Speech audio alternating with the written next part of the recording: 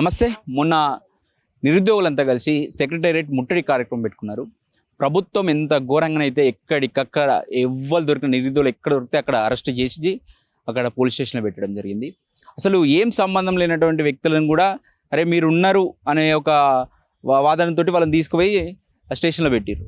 So ఇక అది కొంచెం ఎట్లా అంటే అసలు ఎందుకని కక్ష సాధిస్తుంది ప్రభుత్వం అనేది అది ప్రభుత్వానికే తెలియాలి. వీళ్ళతో కనీసం మాట్లాడితే అయిపోతాయి కదా. ఇప్పుడు వీళ్ళు సెక్రటరీ ముట్టడి పెట్టేందుకు, లేకపోతే ఇంకోటి వీళ్ళు చదువుకొని పక్కకు పెట్టి ఉద్యమాలు చేయడం ఎందుకు?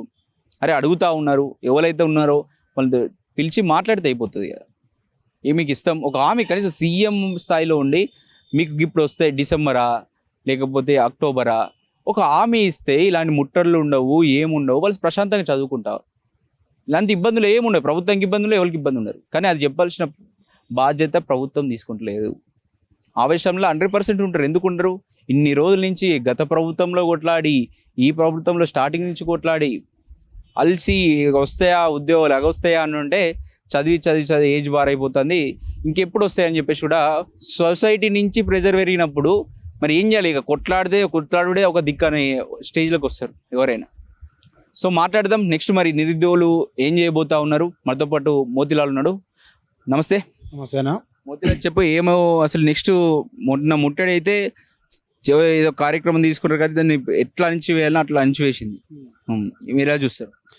అన్న, మేము ప్రభుత్వానికి ఎంత టైం ఇవ్వాలనో, ఎంత ఓపిక పట్టాలనో, ఎన్ని రకాలుగా వినతి పత్రాలు ఇవ్వాలనో, జాబ్ క్యాలెండర్ తర్వాత జాబ్ క్యాలెండర్ ఇంప్లిమెంట్ అయ్యే టయానికి వర్గీకరణ అయిపోయే టయానికి మళ్ళీ మే ఫస్ట్ వీక్లో, మొదటి వారంలో, రెండో వారంలో నోటిఫికేషన్ విడుదల చేస్తామని చెప్పేసి చెప్పడం.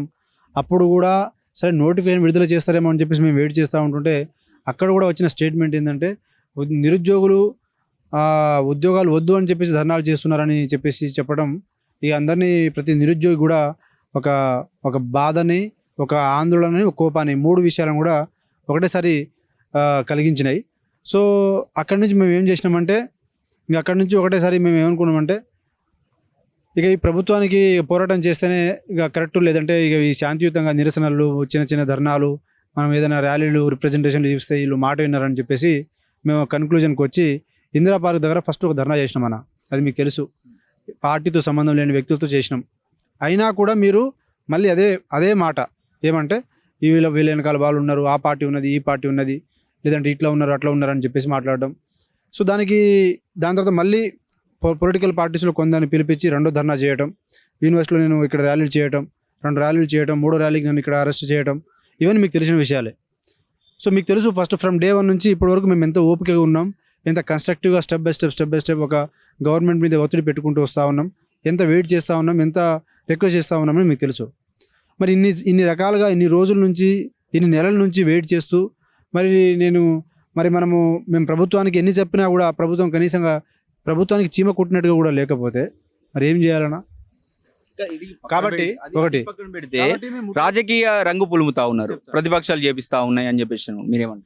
అయితే ఆ కోణంలో అక్కడ ఏం ఆలోచించినామంటే ఈ ప్రభుత్వం మీద ముట్టడి చేయాలని చెప్పేసి, అంటే ఒక సెక్రటేరియట్ ముట్టడి అనేది తెలంగాణ నిరుద్యోగ జేఏసీ ఆధ్వర్యంలో అది మేము దాన్ని నిర్వహించాలనుకున్నాం. సో నిర్వహించాలనుకున్నప్పుడు అందరికి కోపం ఉన్నది. సో దీంతో పాటు కొంత శక్తి అనేది రావాలి. మీకు తెలుసు ఆ రోజు పేపర్లో, మీడియాలో ఎక్కడ రావట్లేదు, ఓన్లీ మీ మన సోషల్ మీడియాలో తప్ప బయట ఏ మెయిన్ స్ట్రీమ్ మీడియాలో ఎక్కడ కూడా రావట్లేదు. అవన్నీ నిద్రపోయినా మరి ఏం చేసినా తెలియదు, కానీ మొత్తానికి అయితే ఎవరు రావలేదు. అయితే ఇక మేము ఏమనుకున్నామంటే ఇక ముట్టడి నిర్వహించాలని చెప్పేసి తెలంగాణ నిరుద్యోగ జేఏసీ ఆధ్వర్యంలో హలో నిరుద్యోగి చలో సెక్రటేరియట్ అనే ముట్టడి కార్యక్రమాన్ని మేము మా ఆధ్వర్యంలో దాని కాజ్ని మేము లీడ్ తీసుకోవటం, అన్ని పొలిటికల్ పార్టీస్ని కలుపుకుంటూ వచ్చినాం. మీకు తెలియదా అన్న, ఫస్ట్ జాన్ వెస్లీ అని మేము కలవలేదా? అంటే రాజకీయ రంగు అనేది చెప్తాను నేను దీనికి. మరి సిపిఎం పార్టీ ఒక పార్టీ కాదా అన్న? అవునా? దాని తర్వాత ఏ రకంగా అయితే సిపిఎం పార్టీ దగ్గర పోయి మేము ప్రెస్ మీట్ పెట్టించినామో, ఏ రకంగా అయితే అక్కడ పోయి మేము మాట్లాడిపించినామో, అదే రకమైనటువంటి ప్రయత్నం అనేది ఇంకా జాన్ వెస్లీ అన్న దగ్గర 70 మంది వచ్చినారు. దీని సాక్షాత్తు మీరే దీని సాక్ష్యం. మరి హరీష్ రావు దగ్గర వచ్చింది 50 మంది, అవునా? 50 మంది. మరి హరీష్ రావు స్పెషల్గా మీకు ఎందుకు అంటే ఒక మనిషిని కార్నర్ చేయడం కోసం, లేదంటే ఒక మనిషి ఈ ఉద్యమాన్ని ఒక కార్నర్ చేయడం కోసం. ఆ రోజు నేను దీక్ష విరమించినప్పుడు ₹1 కోటి కాంగ్రెస్ పార్టీ అన్నారు, అవునా? దాని తర్వాత ఇప్పుడు మేము సిపిఎం పార్టీని కలిసిన తర్వాత సిపిఎం పార్టీని ఎట్లయితే కలిసినామో హరీష్ రావు గారిని కూడా అట్లే కలిసినాం.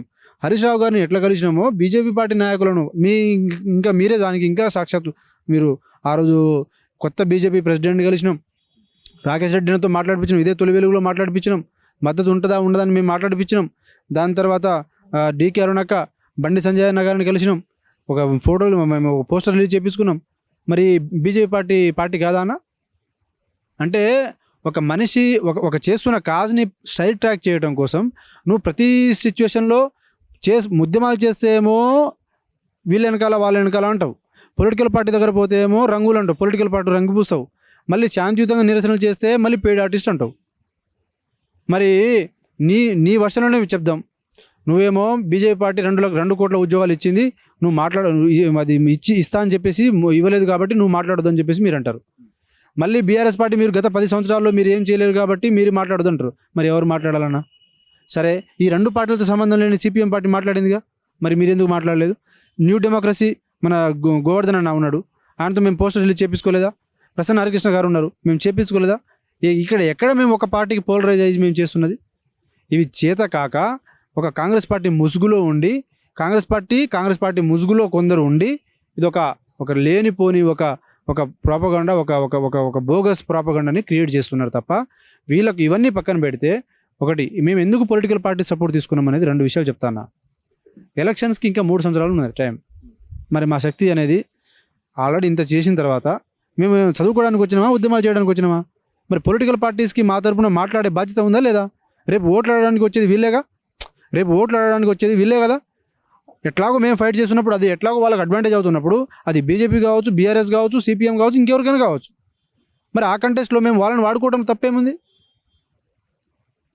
రెండో విషయం, మేము చేసినప్పుడు నువ్వు ఎవరిని అరెస్ట్ చేయాలనో ఎవరిని అరెస్ట్ చేయకూడదో నువ్వు ఎవరిని ఏ విధంగా నువ్వు ఇది చేయాలనో అది ఇంటెలిజెన్స్ వ్యవస్థ వైఫల్యం తప్ప మేమేమైనా చెప్పామా వీళ్ళని అరెస్ట్ చేయకని చెప్పేసి మేమేమైనా చెప్పామా? మాకేం అవసరం వస్తుంది? నేను నీ పేరు చెప్పానా, నేను ఊరు చెప్పానా? సంబంధం లేని వ్యక్తులను తెలంగాణలో ఉన్న వాళ్ళందరినీ నువ్వు అరెస్ట్ చేసి భయపడి నువ్వు నిజంగా నీకు భయమే లేకపోతే, నువ్వు తప్పు చేసిన వాడివి అనే ఫీలింగే నీకు లేకపోతే నువ్వు ఎందుకు తెలంగాణ వ్యాప్తంగా మొత్తం 1000 మందిని అరెస్ట్ చేసినావు? 4000 మంది పోలీసులు నువ్వు సెక్రటరీ ముందు ఎందుకు పెట్టినావు? నువ్వు ఖర్గే గారు వస్తున్నారని చెప్పేసి ఖర్గే గారి ముందర నువ్వు ఏదైతే దానికి ఎక్కడైతే నువ్వు ఆయన ముందర నేను ఎక్కడ బ్లేమ్ అవుతానని చెప్పేసి కప్పిపుచ్చుకోవడానికా? అంతే కదా, దాని అర్థం అదే కదా అన్న. కాబట్టి ఖర్గే గారి కాదు, రాహుల్ గాంధీకి తెలిసేలాగానే చేస్తాం. తమిళనాడు, బీహారు, ఉత్తరప్రదేశ్, రాహుల్ గాంధీ ఎక్కడ పోతే అక్కడ దాకా పోయి ఈ రాహుల్ గాంధీ చేసినటువంటి మోసాన్ని, నిరుద్యోగులకు ఏ రకంగా మోసం చేసిండో ఆల్రెడీ మహారాష్ట్రలో చూపించినాము. మిగతా ఎక్కడైనా సరే ఈయనను మాత్రం విడిచిపెట్టేది లేదు. ఇది ఒకటి. రెండోది, మేము ఒకటే రిక్వెస్ట్ చేస్తూ ఉన్నామన్నా, ఇన్ని రోజుల నుంచి 16-17 నెలల నుంచి నాకు ఎవరితో ఎలాంటి నెగిటివిటీ లేదు, నాకు ఎవరితో ఎలాంటి ప్రాబ్లం లేదు. ఒకవేళ వేరే వాళ్ళకి నాతో ప్రాబ్లం ఉంటే అది వాళ్ళ ప్రాబ్లం, నాకు ఎవరితో ఏ ప్రాబ్లం లేదు. ఒక సిన్సియర్గా, చిత్తశుద్ధిగా ఒక ఎఫర్ట్స్ పెట్టుకుంటూ ఇక్కడ దాకా వస్తున్నాం. ఈరోజు పార్టీలలో చర్చ జరిగిందన్నా, పార్టీ వ్యక్తులు బయట వచ్చి మాట్లాడిరన్నా, లేదంటే ఈరోజు మెయిన్ మీడియాలో దాని గురించి చర్చ జరుగుతుందన్నా, దానికి కారణం ఒక మెట్టుకు మెట్టు, ఇటుక మీద ఇటుక పేర్చుకుంటూ ఈ ఉద్యమాన్ని ఇక్కడ నిర్మించుకుంటూ వస్తున్నాం. మేము ఎవరికైనా సరే, ప్రతి ఒక్కరికి మేము చేతులు జోడించి నేను ఒక రిక్వెస్ట్ చేస్తూ ఉన్నా. ఏం రిక్వెస్ట్ చేస్తూ ఉన్నా అంటే, ఒకటి, ఆ రోజు యావత్ తెలంగాణ ఈ హలో నిరుద్యోగి చలో సెక్రటరియట్ ముట్టడి కార్యక్రమం కోసం మద్దతు పలికినటువంటి అన్ని పొలిటికల్ పార్టీలకు, మేధావులకు, మా మీడియా మిత్రులకు, ఇంకా సోషల్ మీడియాలకు, ఇంకా మీరు ఫస్ట్ నుంచి లాస్ట్ వరకు మాకు అండగా నిలబడుతున్నటువంటి యూట్యూబ్ ఛానల్స్ అందరికీ కూడా మేము హృదయపూర్వక ధన్యవాదాలు తెలుపుకుంటున్నాం. తెలంగాణ యువత మీకు రుణపడి ఉంటుంది అన్న ఒక బాధ మీరు అర్థం చేసుకోవాలా. 12 సంవత్సరాల నుంచి, ఈ 10 సంవత్సరాల నుంచి అక్కడ 10 సంవత్సరాలు అన్యాయం జరిగిందని చెప్పేసి ఇక్కడ తీసుకున్నాం. ఆల్రెడీ 2 సంవత్సరాలు అయిపోయింది.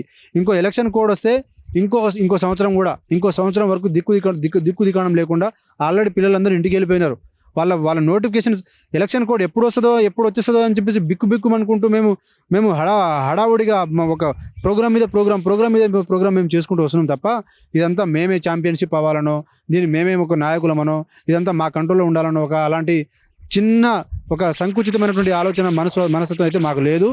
మేము ఒకటే రిక్వెస్ట్ చేస్తూ ఉన్నాం, ఎవరికైనా సరే మేము ఇంత ఒక స్టేజ్ వరకు అందరూ కలిసి వచ్చినప్పుడు అన్ని పొలిటికల్ పార్టీసు, మేధావులు, విద్యార్థి సంఘాలు అందరూ మన కోసం, మన కాజ్ కోసం మనకు అండగా నిలబడుతున్న ప్రాసెస్లో మనం చిన్న మనస్పార్థాల దగ్గర ఒకరినొకరిని తిట్టుకోవడం వల్ల నోటిఫికేషన్ వస్తుందానా? నోటిఫికేషన్ వచ్చాక ఎవరు ఏందనేది కూర్చొని నువ్వు ఒకటి కాదు సంవత్సరం మొత్తం మాట్లాడుకో. ఆ రోజు నేను ఒకటే చెప్తున్నా, నేను ఆ రోజు కోటి రూపాయలు తీసుకున్నాడు అన్న రోజే నాకు ఫరక్ పడలేదు. ఆ రోజు నేను ఇచ్చిన స్టేట్మెంట్ ఒకటే, నేను నా మాటలు మాత్రమే మీకు, నా మాటలు కాదు నా యాక్షన్ మాత్రమే మీకు సమాధానం ఇస్తుందని చెప్పి ఆ రోజు చెప్పిన. ఇప్పుడు కూడా అదే చెప్తున్నా, మీరు నిరుద్యోగులకు నోటిఫికేషన్స్ రావాలనుకుంటే మాత్రం మీరు నిరుద్యోగుల గురించి చర్చ పెట్టేలాగా నిరుద్యోగుల సమస్యల మీద వాళ్ళు వర్గం ఈ వర్గం అనే విషయాలు అనేది మనం దయచేసి మర్చిపోండి. దీని మీద దయచేసి ఇట్లాంటి విషయాలను మీరు మాట్లాడకండి. నోటిఫికేషన్స్ విడుదల అయ్యాక సాధించుకున్నాక అప్పుడు మాట్లాడుకుందాం. చెప్పండి మీరేమంటారు దీనిపైన? అంటే మేము సెక్రటేరియట్ దగ్గరికి మా విన్నపాన్ని విన్నపించుకోవడానికి పోయినాం. మమ్మల్ని అక్రమంగా అరెస్ట్ చేసి మా గొంతు నొక్కే ప్రయత్నం చేసింది అధికార బలంతో ప్రభుత్వం. మేము మాలాంటి వాళ్ళు ముందుకొచ్చి ఫైట్ చేస్తున్నప్పుడు కొంతమంది ఇట్లా భయపడి వాళ్ళు ఇట్లా అక్రమంగా అరెస్ట్ చేసి కేసులు పెడతారని భయపడి రాని వాళ్ళు చాలామంది ఉన్నారు. సో ప్రభుత్వం ఏం చేయాలంటే ఇట్లాంటి మా మీద అణిచివేత మీద పెట్టే కాన్సన్ట్రేషన్ ఏదో ఈ సమస్యల్ని పరిష్కరించే దాని మీద పెడితే నిరుద్యోగ యువత బాగుపడతారు. ఎప్పుడు చూసినా వీళ్ళు ఈ పార్టీ హస్తం ఉంది ఆ పార్టీ హస్తం ఉంది అన్నప్పుడు ఇది డెమోక్రటిక్ కంట్రీ, ప్రతిపక్ష హోదా చాలా ఇంపార్టెంట్. అధికార పార్టీ విధి విధానాలు నచ్చకపోతే ప్రతి ఒక్కరు ప్రతిపక్షాన్ని అప్రోచ్ అయ్యి నిరుద్యోగ శక్తి సరిపోదు కాబట్టి వాళ్ళ శక్తితో వాళ్ళ సమస్యల్ని వాళ్ళతో ప్రశ్నించేలాగా చేసుకుంటారు. దానికి మీరు ఆ పార్టీలు ఉన్నారు ఈ పార్టీలు అనడం తప్పు. మా పైన రాజకీయ రంగు పుల్మొద్దు. మేము నిజమైన నిరుద్యోగులం మాత్రమే. రాజకీయాలకి మాకు ఎటువంటి సంబంధం లేదు. మా ఫైట్ని మీరు గ్రహించి చర్చ చేపిస్తారా, మరి దీనిపైన ఏమైనా రిపోర్ట్ పెడతారా, పెట్టండి. నిజాలేందో తెలుసుకొని మాట్లాడాలి. అంతేగాని ఉట్టిగా ఇట్లా రాజకీయ రంగు పులిమి వదిలేస్తే అది ఏమాత్రం కరెక్ట్ కాదు, అది మీకే నెగిటివ్ అవుతుంది. ఎలక్షన్ నోటిఫికేషన్ కన్నా జాబ్ నోటిఫికేషన్ ఇవ్వాలి. లేకపోతే స్థానిక సంస్థల ఎన్నికలలో ప్రతి ఒక్క నిరుద్యోగి మీ గల్లా పట్టుకొని అడుగుతాడు. ఖచ్చితంగా బుద్ధి చెప్తాం. మీరు మాత్రం ఈ మొండి వైఖరిని ఖచ్చితంగా మానేసుకోవాలి. నిరుద్యోగులతో చర్చ జరిపించాలి. ఆ రోజు ఏదైతే రాహుల్ గాంధీని సెంట్రల్ లైబ్రరీకి ఏ రకంగా తీసుకొచ్చిరో ఇప్పుడు ఎందుకు రాహుల్ గాంధీ ఎటు పోయిండు? Where is Rahul Gandhi? ఏ రకంగా అయితే వచ్చిండో ఇప్పుడు కూడా సమస్యల్ని పరిష్కరించడానికి అదే రకంగా రావాలి. ఆయనను పట్టుకొస్తారు, పొలిటికల్ డ్రామా చేస్తారు, నిరుద్యోగ యువత గొంతుని తడిపట్టతో కోస్తారు. ఇక మేము ఏం చేయాలి? మా శక్తి సరిపోక మేము ప్రతిపక్షాల దగ్గరికి పోయినాం. 60,000 ఉద్యోగాలు ఇచ్చినా అంటున్నావు, దాని మీద శ్వేతపత్రం రిలీజ్ చేస్తే క్లారిటీ వస్తుంది. సరే 60,000 ఉద్యోగాలు ఇచ్చినామని అనుకుందాం. మిగతా 2 లక్షలు అన్నావు కదా, మళ్ళీ మిగతా ఉద్యోగాలు ఎక్కడ పోయినాయి? 40 లక్షల మంది నిరుద్యోగ యువత ఉన్నారు తెలంగాణ రాష్ట్రంలో. మళ్ళీ నువ్వు 2 లక్షలు ఉద్యోగాలు ఇచ్చి చేతులు దులుపుకునే ప్రయత్నం చేస్తే మళ్ళీ మిగతా వాళ్ళ పరిస్థితి ఏంది? అది కూడా ఆలోచించుకోవాలి.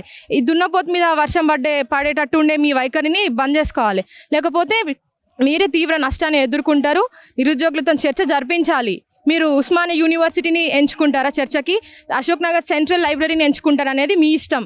మేమైతే చర్చకు సిద్ధం. మీరు సిద్ధమైతే చర్చ జరిపించండి. కానీ ఇట్లనే సైలెంట్గా ఉండి మా మీద బురద చల్లే ప్రయత్నం చేస్తే మేము ఇంకా తీవ్ర ఎత్తున ఉద్యమాలు చేయక తప్పదు. ఖచ్చితంగా చేస్తాం. మీరు నోటిఫికేషన్లు ఇచ్చేదాకా మీ భర్తం పడతాం, మీ వెంటాడుతూనే ఉంటాం, మిమ్మల్ని నిలదీస్తూనే ఉంటాం. చెప్పండి అన్న, ఏమంటారు మీరు దీనిపైన? ఇప్పుడే ఝాన్సీ అమ్మ చెప్పినట్టు ఖచ్చితంగా ఏదైతే తెలంగాణ గవర్నమెంట్ అంటే వాగ్దానం చేసింది 2 లక్షల ఉద్యోగాలను మేము నింపుతాం. 2 లక్షల ఉద్యోగాలు నింపితే మరి మేము అడిగింది మీరు మెగా డిఎస్సి 25,000 వేస్తా అన్నారు. మరి ఇన్ని పోస్టులు వేస్తామని 2 లక్షలు వేస్తామని కాలయాపన చేసుకుంటా ఇప్పుడు గవర్నమెంట్ నడిచి 2 సంవత్సరాలు అయిపోతుంది. సో ఇప్పటికైనా మీరు మేల్కొని వేస్తారా, లేకపోతే స్థానిక సంస్థల ఎన్నికల్లో పరాజయం పొందుతారా అనేది మీ ఇష్టం. నేను ఖచ్చితంగా చెప్తున్నా, నిరుద్యోగులు చాలా తీవ్ర మనోవేదనలకు గురవుతున్నారు జాబులు లేక.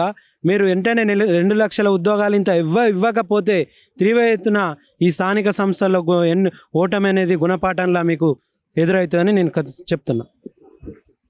ఇది పరిస్థితి. చూస్తూ ఉంటే నిరుద్యోగులు క్లియర్గా చెప్తా ఉన్నారు, మాకు కావాల్సింది జాబులు, అవి ఇవన్నీ నోటిఫికేషన్లు ఇవ్వండి, మేమెందుకు ఉద్యమాలు చేస్తాం, మేమెందుకు ఒకవేళ ఎంపీటీసీలుగా వీటికి మేము స్థానిక ఎలక్షన్లో పోటీ చేస్తాం, లేకపోతే ఇంకో ఎలక్షన్లో మేమెందుకు వస్తాం, మీది మాకు కావాల్సిన ఉద్యోగాలు మాకు ఇస్తే, మాకు నోటిఫికేషన్ ఇస్తే మేము చదువుకొని మేము జాబులు కొట్టుకుంటాం అని వాళ్ళు అయితే క్లియర్గా చెప్తా ఉన్నారు. కెమెరామెన్ పాషతో అక్షిత్, హైదరాబాద్.